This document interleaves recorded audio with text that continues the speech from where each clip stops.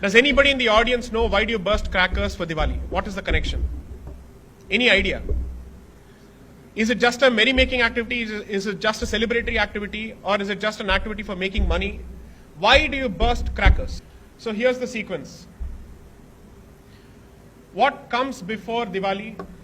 You have the Shraddha period, the Mahalaya Paksh. Correct? Then you have Diwali.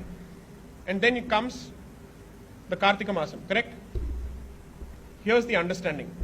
And you will find parallels to this structure or to this tradition even in China. So what are you doing during the Shraddha period or during the Mahalaya Paksh period? The understanding is that your ancestors have come and you're supposed to feed them. That is what effectively you do. They've come. Now they have to go back. They don't know the way. You light the sky for them to find their way back to heavens.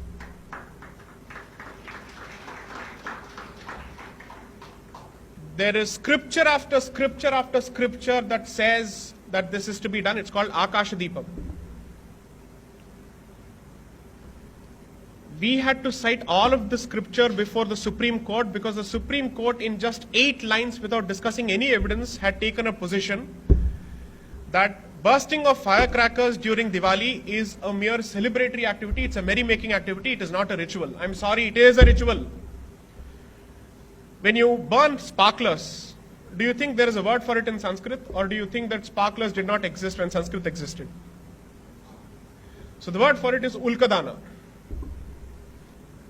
You will find references to it in a scripture called Kartika Mahatmyam. And in multiple documents they have recorded this over and over and over again.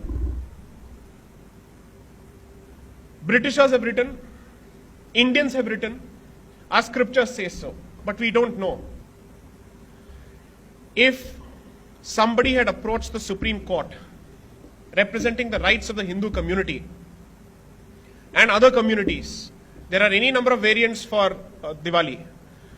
The Sikhs actually celebrate it as the Bandi Chhod Divas. That has a specific history. The Jains have a specific variant. Is it a coincidence that all these communities celebrate Diwali in one way or the other around the same period of time? Surely it's not coincidence. There must be something common to all of this. So considering all of this, what does it tell you?